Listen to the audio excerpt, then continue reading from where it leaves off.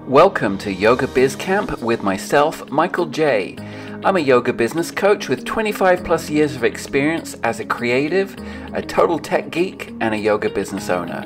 Today I'm thrilled to have Kristine Irving, a very good friend of mine, who's a life coach, a certified hypnotherapist, join me in talking about how to deal with all the negative self-talk, especially when it comes to putting ourselves out there as our brand of our yoga business. Well, welcome to Yoga Biz Camp with myself, Michael J. And today I've got a super special guest who happens to also be a very good friend of mine, Kristine Irving, aka Coach KI, and she can be found at coachki.com. Welcome, Kristine. How are you doing? Thank you. I'm good. Good. How are you? I'm good. Well, Kristine is a certified life coach, and she's been coaching for over 18 years, and she's also a certified hypnotherapist and RTT practitioner. And I just want, before we get into that, I do want to just sort of introduce you how you're in my world and how relevant you are to the my audience, the yoga business audience as well. So Kristine came to my world as I owned a yoga studio for over 13 years, and Kristine came as a very reluctant yogi, and she came for a summer and then got hooked, and she was one of those people that I knew right away, I want to be friends with her, which I actually didn't do with my yoga students. I kind of kept that separation, but with Kristine, she owned a local business, and we just became fast and furious friends. And what I've always loved about Kristine is that you are so curious about people. You have this deep curiosity, and also she's a huge asset to my life and to my business life as well, because she made me feel with my yoga studio that I had something of worth. The first thing she did, she was a business coach at the time, and I had hired her, and she came on and helped me put systems into place. And that's what I do now with my clients, and that is help them put the systems into the place so that the studio is not running them and they're running the studio. And then the other thing was the worth part, which was making me feel, which I think a lot of yoga studio owners kind of feel like it's, the lease is a noose over their head. But she made me feel that the community I'd created, the branding that I created, was something of value. And so when I came to sell my studio, that was a huge thing, because I had systems in place that I passed on to the new owner, which again is something I help people with now, and then that feeling of something of worth. So I have a huge debt of gratitude to you, but I'm super curious about where you are now. So you've done business coaching, you're now a life coach, and now there's RTT. And so you've come into some of my programs. I've done a reboot program, which was about creating healthy habits. And you've come in and you've used that with the participants of that. So I'd really love you to tell me about sort of a little bit about your journey and what RTT is and what you're seeing with that. Sure. Thank you. First of all, thank you for all those yummy words. I was reluctant, kicking and screaming, but you created a safe space there. So as Michael mentioned, I've had a business for 20 years, had a clothing business, and that's how we first connected, right? So that was really my background. So I was working a lot with business people primarily. I became a life coach in 2004. So I've been doing this for quite a long time. And it just seemed natural to work with business clients like I did with you. And I loved that. But man, life kept butting up against that business stuff. I'd work with clients on spreadsheets and getting, really to understand cash flow and all those types of things and put systems in place. But then they would inevitably have some kind of a block or a crash or something. And it always went back to, it always went back to mindset, to beliefs, to stories they were telling about themselves. So I got more and more curious about the life side of coaching. And my practice just started to really lean more that way than with the business coaching. So then in the last year, I decided to incorporate something else into my tool belt, which is RTT. And RTT is a modality that uses hypnosis. And what it does is it really gets into the subconscious mind. So with coaching, I'm dealing with the conscious mind, but often that blocks us. We're not sure. We don't know why we think the things we do or do the things we do or feel the way we feel, because we have this block, and it's just our conscious mind that's trying to share with your coach what's going on, but you just keep feeling stuck and like, I don't know. So by utilizing RTT, where I'm able to access the subconscious through hypnosis and really take a client back to what the root cause is of whatever is keeping them stuck. So whatever that limiting belief is, or whatever it is, where they can't move forward, or maybe they have a money block. And in business, there's a lot of things I see over and over, money block being one of them for sure. Another one is self-worth. And you mentioned it earlier, right? Yeah. And how that can sometimes get beat up, especially when we are challenged like we are right now. We often can make it mean something about ourselves. And so I'm talking with clients a lot about that, and it really improves. It's helping improve their businesses as well, as they improve the way they look at themselves. So they get at the root cause, and then with hypnosis, we create new neural pathways in the brain. So we change that stinking thinking, as they say. We change that thinking, and we create new neural pathways where maybe they were having money blocks, where all of a sudden now the new neural pathway is saying, I live in abundance, and they have a different kind of a mindset, maybe around money, for example. And then also I continue to coach my clients. So I do the hypnosis, but I still use the coaching side, because that's really important too. We need both. Yeah. Is that answering your question? Yeah. Yeah. I think a lot of yoga teachers well, first of all, I think yoga studios go through life a lot of not thinking about profit, and they think about, just paying themselves enough. Right. But there is that self-worth thing that comes in. And so what I think is interesting is what you work a lot with is the words that we tell ourselves, but also importantly, how we bash ourselves. Right. And how, so you and I we were both creating some content a couple of months ago at the same time, and going through some similar frustrations with it. And I told my story to you about how I just went through this bad day of trying to do stuff. But what I noticed, because I recorded everything, right? So I had I had a record of all the words I was calling myself. Oh, you're stupid. Why did you do that? Why do you're so dumb. And this was all day, and I had all these recordings of this. And then I went, we've talked about this, but not live, but going onto my spin bike, and I just cried. And then I just came to this place of kind of compassion of like, oh, give yourself some space here, just accept where you are. And but let's talk about those words that we say to ourselves. Oh my goodness. And how we rewire that. Sure. So your mind does not care if what you say is garbage or wonderful, or it just gloms on to whatever it is that you're saying. So if you're saying, I'm so stupid, oh, I can't do this, guess what? Your mind is going, all right, I'm going to prove you right. And continue that, we talk about that neural pathway again, continue that belief that I am stupid, I can't do this. So that sounds like, well, that's pretty simple, right? Just change what you say. And that is definitely part of it. There is a bit of a fake it till you make it aspect to this for sure, which is, I believe so strongly in a daily self-love practice. I believe so strongly in looking, and my favorite lately has been looking in the mirror. And we all have a routine. We all have I hope so. I hope you're brushing your teeth. I hope we all have some kind of a routine.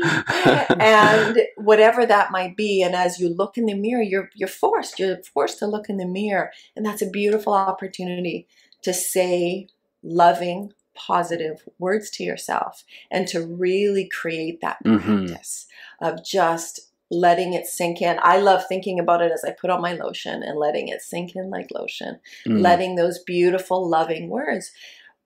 But here's the rub, here's the trick. So many clients that I work with, they don't even know where to start with that. I will look at them and say, well, you can say, I love myself. And I see this kind of a blankness come over them. And I just have to say, man, all right, we got to go back. We got to really go into some self-love work and really go into where those crappy words, that stupid, where it's coming from. And again, going back to root cause, really important.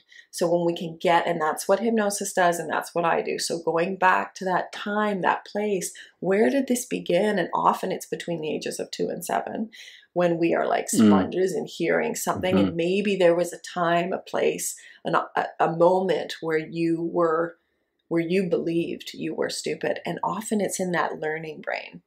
Right. And you were saying all of this week, you were doing something completely new that you'd never done before. And first. Here you were saying, you're stupid, rather than saying, would you ever do that when you were teaching, a child to walk or to read? Or can you imagine? Imagine the way if we spoke to them like you heard yourself speaking to yourself in your own tape. If we did that to a child when they're just learning a new skill. And that's what this new world is about. We're learning all these new skills, right? Yeah, I started smiling at myself in the mirror in the bathroom. And because I realized I was going through the process, washing, doing my going through that process, not even looking at myself. And I don't know if it's different for a guy because, I'm not having to put makeup on or things like that. Not today anyway.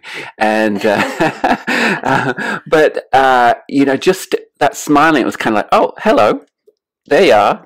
And just kind of like, but that made a big difference just to kind of like to my outlook to myself. Can you tell me how you're doing that in your own life for yourself? Yeah, well, I do that morning. I do that practice. And now I find I do it whenever I look in the mirror. So that's a good starter. But I'm trying to let that seep into everything that I do.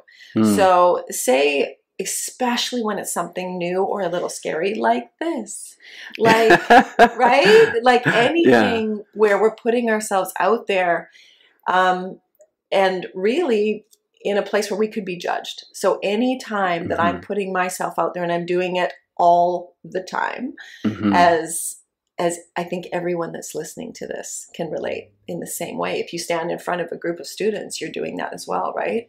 Putting yourself in a position to be judged. Especially new teachers. Oh, yeah, absolutely. I mean, it's no surprise why public speaking is, the thing that we're more afraid of that than death. Yeah. And it's because of our fear of judgment. So when you ask how I do that in my daily, anytime I'm putting myself out there in a way that I might be judged, I double up on self-love, man. Like you need a double dose. If you're about to do something that feels vulnerable and you're putting yourself out there, I say double up on this. And can you tell me actually how you do the self-love? Yeah. So again, for me, it has been a journey of work. So I have gone back to the root cause of the garbage that I've said to myself. Right. So for me, it's very specific words. And that means so much to me. So if the thing that the emotion that has got me the most stuck in my life has been fear and shame, it is the opposite of that. So I am full of joy and compassion, and I'm brave, and so there's words that just really, really ring true for me. And so for you, Michael, they might be something, totally different. A lot of them are very similar. I will say that most people, it is around peace and joy and compassion and love. Like these are the common ones. So for me, it's that. Another thing I do is I stick to really important routines each day. And as you know about me, I like flexibility in my routine. Yeah. But tell me about your routines. I'd love to. Yeah, sure. So there's certain things I do almost every day. So meditation has become, I started that, I know I'm probably talking. Were you reluctant? Oh, man, like when I first did meditation was with you, it was on a 30-day challenge, right? And it was one of the hardest things I've ever done. And I've skipped over it for so many years until now. I just can't. I can't anymore, right? It's like you can't ignore the research on meditation any longer. And especially with the way the mind works, and to calm the mind and have that space, that time to get present. So meditation's massive. So I'm doing that every day. I do something to expand my brain every morning. So with my coffee, I read a book. Usually I read a book. I like hardcover books. That's my favorite. And I make notes, and I create kind of a little mini book study for myself. Very different than anything I ever did in school. So this is something I actually enjoy, and I create something like that. I exercise for sure. So, I mean, I have 2 dogs, so I have to walk the dogs. But aside from that, I work out. So I, do a lot of that, which incorporates yoga and stretching. And so those are my musts. I can't think of anything else. You just did a meditation challenge. I did a 30-day. How was that for you? I saw a post you did about the itchies. Like bugs crawling all over me constantly. You got the right audience here, so tell us. Oh my God. So I followed Dr. Joe Dispenza from his book, Breaking the Habit of Being Yourself. So I followed his meditation process. It is beautiful. I've tried a couple others since I finished it, and I keep going back to his. I like his voice too and all. It has a lot to do with that with me. But, oh man, I would just sit down and my mind went everywhere. And there was one time I actually felt bugs just crawling all over me. And I knew, my sister was the one that told me that a meditation teacher had said to her, don't scratch the first itch. If you do that, you're going in. And I went in, and I kept going. I kept scratching, but I stayed with it for at that time I was up to 1 hour and 10 minutes. So it was a long, I'm not doing that now. I think 20 minutes is my sweet spot. You found your moment. Yes, 20 minutes. And who knows, at one time I may expand that, but 20 minutes is good for me now. But just the way I felt afterwards, I can't deny it. And I can't deny how I'm just so much calmer since I've started doing that practice. And then when things come up, as they do, especially now, but as things come up, I just am able to just immediately have that place that I know to go back to. That deep breathing. I use breathing. Breathing is, breathing. It's always with us, right? Yeah. You got it. It's the best. It's the best. And 4 square breathing is my personal favorite. Yeah. That's what I, breathe in for 4, hold for 4, breathe out. Fantastic for anxiety too. That process. It just calms me right down. And then when I'm really amped up, I just really extend that exhale. Yeah. And that, really. I love hearing you talk about this now. Who are you? I know. It took me a while. But I am, just triggering that whole parasympathetic nervous system. And just really bringing my body into that rest and digest. But here's the thing. So every thought creates a physical reaction and an emotional response. Okay, so let that sink in for a sec. Every thought creates an emotional reaction or physical reaction and an emotional response. So my body, like when we met, and over the years has really been challenging. Yeah. A lot of chronic pain, a lot of illnesses, surgeries, and everything from surgeries to cancer to colitis to name it, right? Yeah. And I have never been happier with my body than I am right now. So when I talk about that loving kindness meditation really that I do and the self-talk, I make sure to thank this. Right. We're not talking about the look of the body. No. Yeah. No. Like just how I have felt, with pain and illnesses and that kind of thing. So I really go back again to spending that time on that thought work. And really, I'm kind of, I went ahead here on something, but really going back to what we're thinking and what those thoughts are and how they are creating this, response in our bodies. emotionally, yes, but also just these physical responses. And I can only imagine what you and your colleagues see on a daily basis on those mats. You know, people that are really struggling with all kinds of chronic pain. And I would always suggest going back to doing the work, to go back to what thoughts are creating that emotional response that's creating that physical pain in their body. Yeah. Now, I know you can't talk about your clients, but can you tell me about how profound this work has been on people that you've been seeing? Well, if you check out the testimonials on my website, you know, there's clients speaking their own stories. Right. Yeah. And it has been absolutely life-changing. So this is, you know, I feel very strongly about coaching. I've done it for 18 years now, or whatever it's been, for a long time, but now incorporating this hypnosis into it and freeing people. I have clients that I'm kind of last resort. Like, they've been to therapists, they've done it all, tried it all, and still struggling. And this work has helped free them to go back and once and for all free them from that emotion that, you know, I'm going to say 9 out of 10 times comes from a time in your childhood. 9 out of 10. So, you know, really going back and healing that inner child. So the results have been astounding. So, I mean, there's immediate physical results. I have a client who came to me for weight loss, and I talked to her the other day. She's lost 50 pounds. 50 pounds over, you know, several months that we've been working together, I guess 6 now.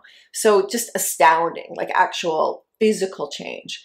But then there's people that just simply say, I love myself. I can look in the mirror and I can say those words that once felt like I was faking it to make it. And now I'm looking in the mirror and I love myself, and how that's improved their marriages and their friendships and their relationship with their children. And it's been astounding. What's there to release. And so what's the process? Like, how do people work with you? Can you tell me a little bit how the process goes? Sure. So for me, the majority of my clients I work with for a month. So it's a 30-day process. Yeah. So how that works. Well, the first thing I would suggest 1,000% is to book a consult call with me. So 20-minute consult call, it's free. We chat, we see if this might be something for you. So that's always the first step. And then once it's a go, then we start the 30-day process. So we have a coaching call first. So this is really where what I do is, I think, unique, and where I'm able to get the results I get is that I really incorporate coaching and the RTT, hypnotherapy. So we start with coaching. We really dive in. The intake form alone that my clients fill out is like therapy for them. Often many of them afterwards are just like, well, that alone, you know, just because we ignore ourselves so much, don't we? We just don't take that time. We're especially women, I have to say, really have this culture of just giving it all away and really caring for everybody else around them, and very rarely taking time for themselves. So that's the first step. And then after that, we hone in on the area of change that the client is looking for. So the mind only will work with one issue, and that's where it gets a little tricky. People are like, which one? I've got like a list here. So we go to the one that is wreaking the most havoc in your life. The one that's causing the deepest, the one that's causing the most pain for you. And that's where we really focus. And then we do our RTT session, which is about a 2-hour session, and we dive in, and that's hypnosis. That's where we get in and we really bypass the conscious mind, get into the subconscious mind. And then the client gets a 21-day recording, or 30. I prefer them listen longer, but at least 21 days, where they listen to a recording that's bespoke. It's just for them, custom, just for them. It's a rewiring the words. Yep, you got it. Those old neural pathways that are not serving you, that are keeping you stuck and keeping you limited, we now create new neural pathways, and people love their recording. I get that. I just got a text this morning from one of my clients, and he's just like, oh my God, I love this. He listens to it twice a day because it just brings him so much joy. And he feels the rewiring. And then afterwards, in the course of the weeks after that, we then have two more coaching calls. And this is where we really continue to shed what needs to be shed. Maybe something happens in your life during that time period, and now it's what tools do I need? So these are a little bit more tactical things, like more coaching tools that are used. And then usually our last session is really about, you know, how you're going to be in this new world with these new beliefs. And sometimes it's still stuck in some areas. So then we move on to another set. So then a client might move on to another one, or just want more, maybe work on a different area. So that's usually the process. It's 30 days. So it's very simple. It's, you know, if you go onto my website, which is coachki.com, and you go under work with me, it's got all that. It's got all that. Well, I'm on your website right now, and one of the first things I read, and which I love, is live unapologetically. Yeah. What's that mean to you? Oh my goodness. Oh, I resonate. That's been the word for me, to live. Well, yeah. You probably know that about me. And it is because I did apologize for just far too long in my life. And we, you know, contort ourselves to be palatable for others often. And so to live unapologetically is to really go back to your true self. It's to know that there is truly only one of you, and we want to see that one. You know, we talk a lot about compare and despair, and how that can be a real problem in all of our, well, for everything, not even just in business, but let's face it, especially with social media, we're always comparing ourselves. Why? You are absolutely this one special, unique snowflake. You are your snowflake. And to really live unapologetically, for me, means you are going back to home. You are going back to exactly who you're meant to be on this planet. And that's why in any of our careers, and whatever we do, whether you're a consultant, or you own a studio, or you're a yoga teacher, or you're a coach like me, or a hypnotherapist, the people that are your people will be drawn strongly. The more unapologetically you live, and the more you put your special sauce out there, and don't water it down by trying to be someone else, like the more you do that, the more they will come to you. One tip I want to give, which I just love, I do this for myself, and I can only imagine it would help your listeners as well, which is think about a student you might have, or someone that you have worked with that just keeps coming back to you. There's something about you. There's something, and they probably have told you what they love about you. Think about them when you are putting yourself out there. So if you're putting yourself out, think if it's Rhonda that came to you and said something to you about why you are the one that they keep going to, or why your yoga studio is where they keep going to, or why you're the coach that they want to hire. You think about Rhonda when you put yourself out there in social media.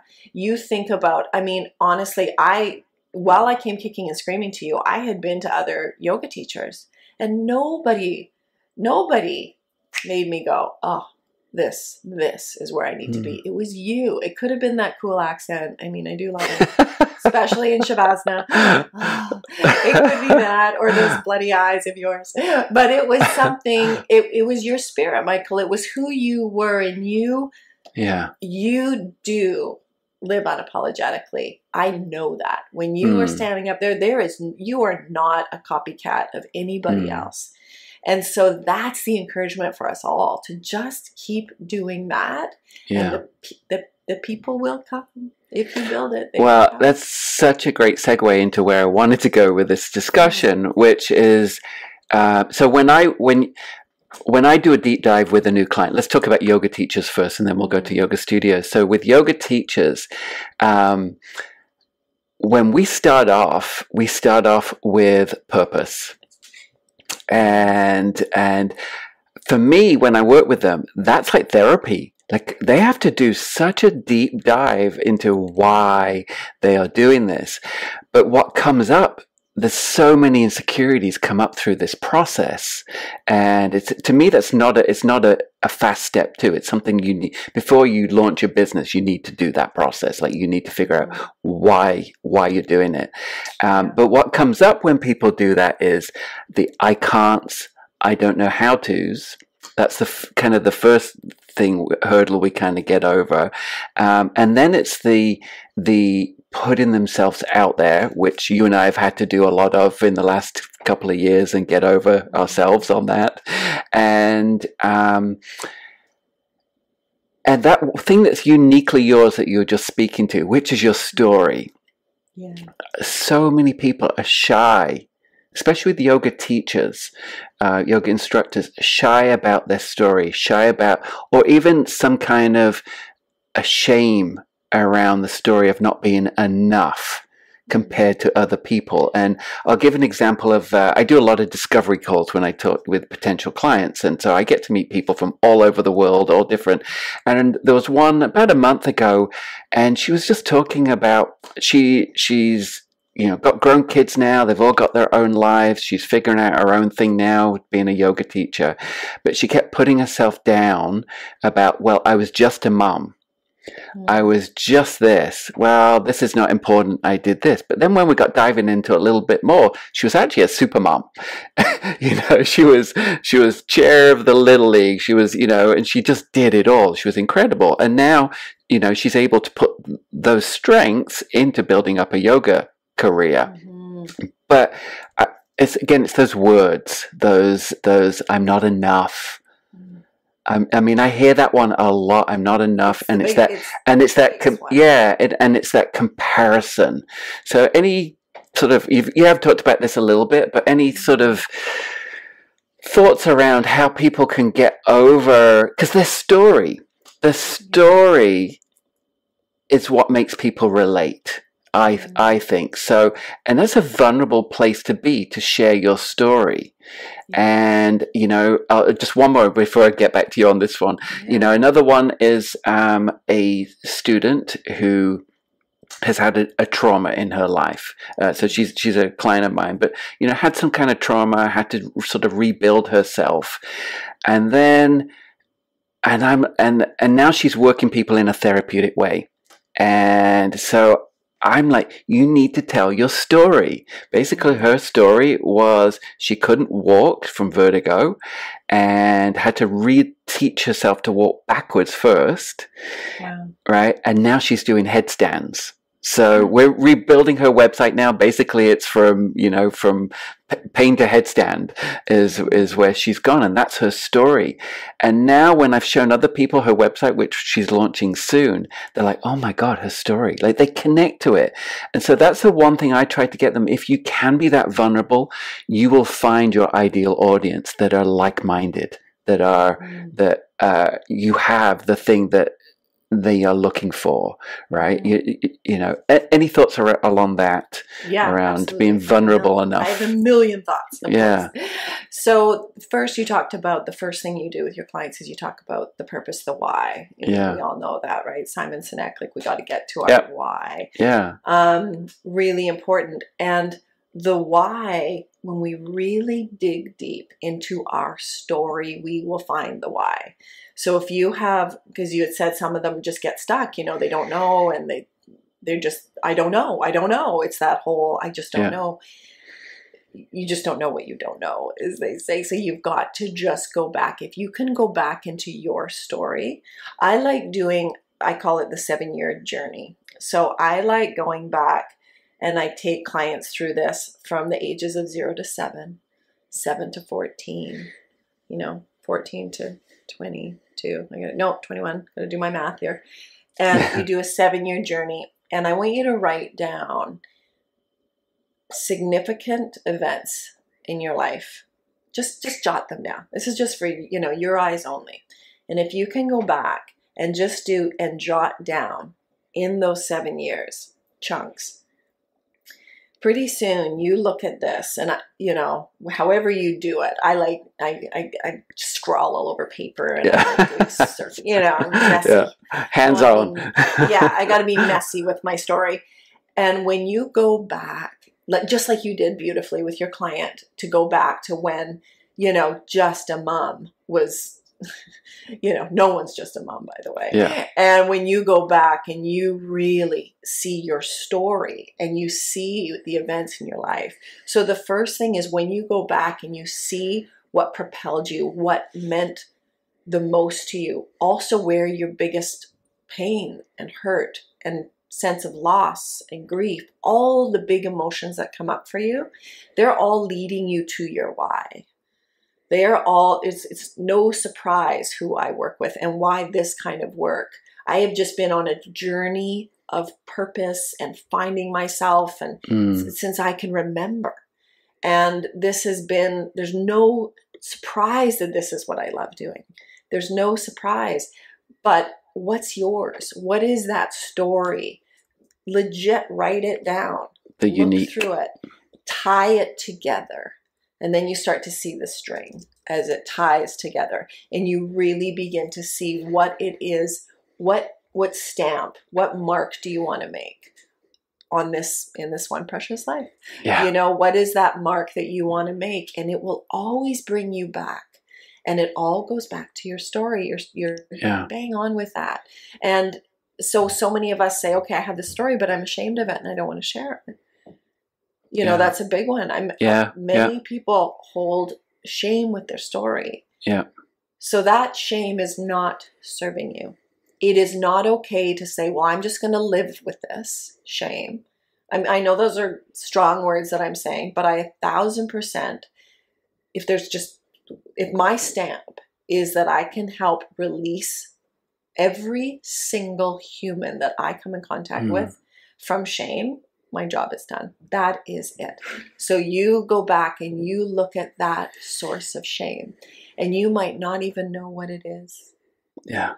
Yeah. You might not even know what it is. You were super resistant to going out there on social media for the longest time, right? Now, like, you're going on your walks, no makeup on, you got your hat on, you're working out. What was the flip for you? I got rid of shame. Yeah. Yeah. That's exactly the flip. Yeah. I held shame. I held shame from a trauma when I was 6 years old. I held shame, and that created a string of events throughout my life that I attached shame to. Shame, shame, shame, shame, shame. And was it thinking about what people would think about you? Yeah. Judgment, for sure. Yeah. Yeah. Yeah. So it is, if they find out how shameful I am, why would they ever want to work with me, listen to me? Yeah. Any of that. What do I even have to say? It was so much garbage, such a that dialogue, that inner dialogue was just disgusting. Yeah. And just like you heard it on your recording, that's just amazing that you actually heard it out loud. But what we say and the kind of garbage, and here I've been doing this work for so long, and just, thinking, come on. But there was something stuck in me, and I didn't know what it was. And I didn't understand. And I had people like you going, get out there.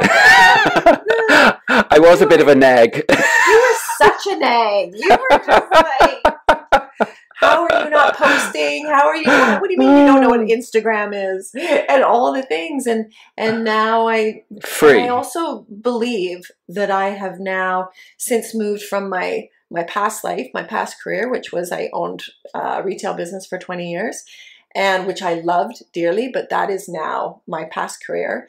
And I think what I'm with now, I feel, is more in touch with that true self I was talking about, going back to home, going back to what I'm really here to do and how I'm here to serve. So now I'm also able to put myself out there more genuinely and more authentically. Yeah. It totally makes sense. Yeah. Yoga studios, it's a mess right now in my world. It's, it's different all over the world. I know here in BC, Canada, things are shut down again. Ontario, some of my clients are in Ontario. They're on shutdown and lockdown. And so I have so much respect and admiration for these resilient, brave souls that have got leases, that have got students, have lost students, and the finances hanging over them. But really, it's the emotional roller coaster that where it's like 1 minute we're open, 1 minute we're closed. Let's pivot to online. It's like they're bouncing back and forth constantly. Any thoughts on, any tips on how they can mentally survive this time. I mean, it's not unique to them. I mean, we're all going through it somehow. But I do, the business owners that, do have those financial burdens and, will it be back to normal? And, where they had 30 people in classes can now have 8 in a class. And, it's just a different time. Any quick thoughts there of how they can kind of survive this time? Yeah. Well, the first thing is there's never been a time where being compassionate with yourself is more important than that. So you start from that loving place of just saying like, I am here. I am here. I am breathing. Yeah. Really starting from that place. And if we've learned anything over this past year, it's tricky to plan because then they get changed. You plan something and then it gets whipped out from underneath you. You're told you can open your business back up and then they tell you have to close it back down again. So for now, it is about really making those small, important moves. One, I'm just reading a book right now. I'm almost finished Martha Beck's book called The Way of Integrity. It's a beautiful book. And she talks about making 1 degree shifts, 1 degree turns, and just making that, what is that 1 degree turn you can make towards what you want?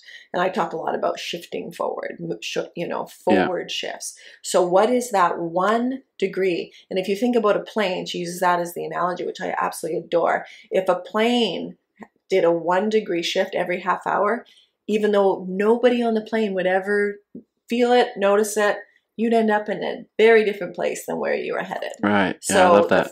The one thing I would suggest is to really make that 1 degree turn each day. What's just 1 degree turn you make? What's one thing that really feels like it's in forward movement of what I want at the end? And in alignment, God, I love that word, in alignment with my purpose. So I ask myself that all the time. Am I on purpose? Am I on purpose? Am I on purpose? And your body, you guys, you yogis, you know it. Your body's going to tell you in 5 seconds. It's going to, no! We are in tune. Yes, you're doing your headstand and you fall over. Like that is when you know. So really check in. Your body, your body tells you so much. You know that already, how important that is. So really checking in with your body. We talk about the conscious and subconscious. So 95% of our thoughts come from our subconscious. Our subconscious is our body. It sits in our body. So anything that's holding us back is just going to show up for us. So tuning in now with the time we have, because we have been given this weird world that we live in where we have a lot more time alone. Yeah. So I'm trying to really make use of those moments of tuning in, really getting a sense of who I'm here to serve. The other thing that I really want to stress is that remaining present. Your mind only understands the present moment. So when you start saying to your mind, freaking out about the future, anxiety, freaking out about the past creates depression. That's usually how we look at that. Yep. So when we're saying we're going to get shut down again, this is never going to end. I'm going to lose my lease space. When we start saying these statements, our mind works to make that happen. It thinks it's happening right now. So when you think I'm going to lose my lease space, I'm not going to be able to afford rent, your mind is like, okay, so that's what's happening. Hey. So you want to really ensure that future self of yours, that place you desire, we all want to get to that place, live it today. Live how today do I live with a full practice? How today do I live with all the clients I want? I had a funny thing that I did that I've never really told anyone about this when I thought about it when I was thinking of talking to you so I have had some money blocks in my life, all of course coming from how I was raised. And so these money blocks really can take a toll on you when you're in business, right? So my story was I would see my dad when it was time to pay the bills turn into like a monster. So once a month or however many times he would do it, he'd sit there with his checkbook, Like there was the cloud overhead. You never went near him. He was mad. He was snappy. You just knew this was bill paying day. And it was just, that was how I grew up. And I just thought, oh, that's how you feel when you're paying bills. That's how you feel. So, and he would always say, there's never enough. He would literally say the word, like, there's just not enough. There's not enough. But we never were living out of a car in an alley. Yeah, you know? yeah. So when you think about the reality of your situation, look around and be like, okay, I'm not living in my car in an alley. That's not where I'm at. I have enough. But then what I would do is I'd go to pay bills and I would put a 0 on the end of my bank balance. So whatever was in the bank, I'd put a 0 on the end. And I did this before I even did this money stuff, this mind stuff, which was quite funny. And I would see it and I would put a 0 on the end. And it just made the process more enjoyable. Felt like there was abundance. Yeah. I felt like there was always enough because I knew there was going to be enough. Love that. Yeah. So stick. I used to love writing checks. I don't know. Maybe that's the. Did your mom love writing checks? It felt so grown up. I don't know what it was, but I used to love writing at the end of the month, writing the checks. So it's complete opposite, right? Maybe I just didn't care about money enough, and but I do think actually, I think there's another conversation here about the money blocks at a future. I think that could be a whole episode. Yeah.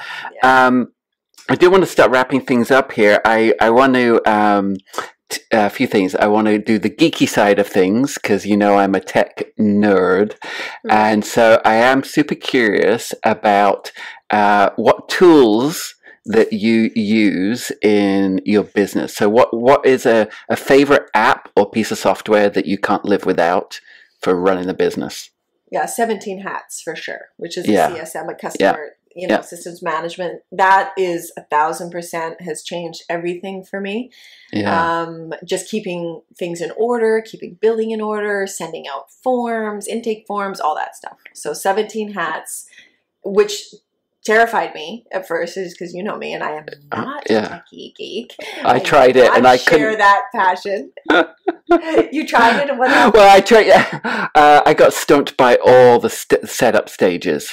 I was just like, I don't have time for this. And then I started. I know. And I started thinking, well, can I hire someone to do it? And perfect. Yes, you can, and I'll give you her name, and it's great. So getting that was probably the thing that really got me systemized in this business. Yeah. And what's your favorite? What's your favorite fun app or piece of software or website, or what's your escapism? What's your fun? Well, just quickie apps, ones that I love would be like, it's an app called Vivino, so you won't be surprised. So if there's a wine that I like or something that it's awesome. It's like you take a picture of it on this app and then it tells you like all the information. That's so not interesting to me, but